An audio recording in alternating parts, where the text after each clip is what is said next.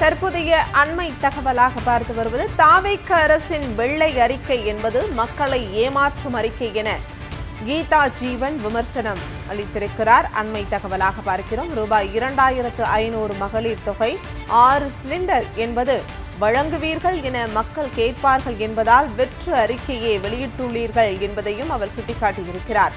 அம்மா உணவக உணவுகள் வெளிச்சந்தையில் விற்கப்படுவது கண்டனத்திற்கு உரியது என்பதையும் கீதா ஜீவன் அவர்கள் தற்போது குறிப்பிட்டிருக்கிறார். சிங்கப்பெண் படை என்பது பெயரளவிற்கு உருவாக்கப்பட்டுள்ளது என்றும் அவர் விமர்சனத்தை முன்வைத்திருக்கிறார்.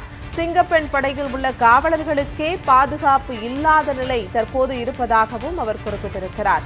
1 மாத கால தாவேக ஆட்சியில் மரபுகள் சட்டங்கள் மதிக்கப்படவில்லை என்றும் தற்போது கீதா ஜீவன் அவர்கள் குறிப்பிட்டிருக்கிறார். ரீல்ஸ் எடுக்கிறவங்க, ஷூட்டிங் எடுக்கிறவங்க நிஜத்தை அறியாதவர்கள் என்பதையும் கீதா ஜீவன் விமர்சனத்தில் முன்வைத்திருக்கிறார். தற்போதைய அண்மை தகவலாக பார்க்கிறோம்.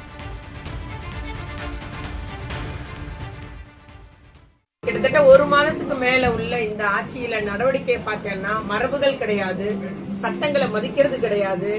என்ன இந்த துறையில என்ன துறையுடைய செயல்பாடு என்னன்னு தெரியாது. அந்தந்த துறை அமைச்சரை விட மத்தவங்க தான் துறையை பத்தி பேசுறாங்க. அவனுக்கு தெரிஞ்சு அவன் பேசிட்டு போயிட்டு இருக்கான். இப்படி ஒரு நகைச்சுவைக்குரிய ஒரு ஆட்சி நடைபெறுகிறது. வெள்ளை அறிக்கை பத்தி எங்களுடைய அண்ணா தங்கம் தென்னரசன் சொன்னதான் நான் சொல்றேன். அது வெள்ளை அறிக்கை இல்ல, வெற்று அறிக்கை.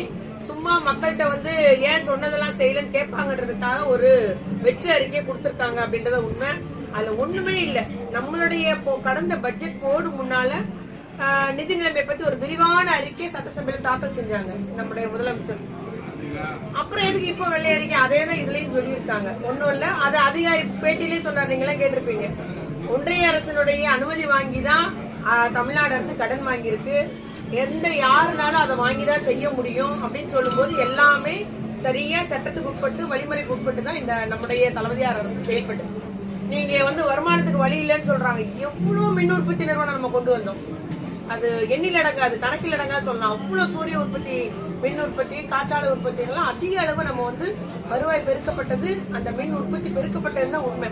அதனால இவங்க இன்னும் கத்துக்கிட்டு பேச சொல்லுங்க. இன்னுமே துறையை அரசு நிர்வாகத்தை கத்துக்கிட்டதுக்கு அப்புறம் வெளியே பேசினாங்கன்னா ஓரளவுக்கு நம்ம நம்ப முடியும். இது எல்லாமே வெற்று அறிக்கை, வெள்ளை அறிக்கை, வெற்று அறிக்கை. இது சிங்கப்பெண் அந்த படையில உள்ள ஒரு பெண்ணுடைய நகை திருடு போகுது.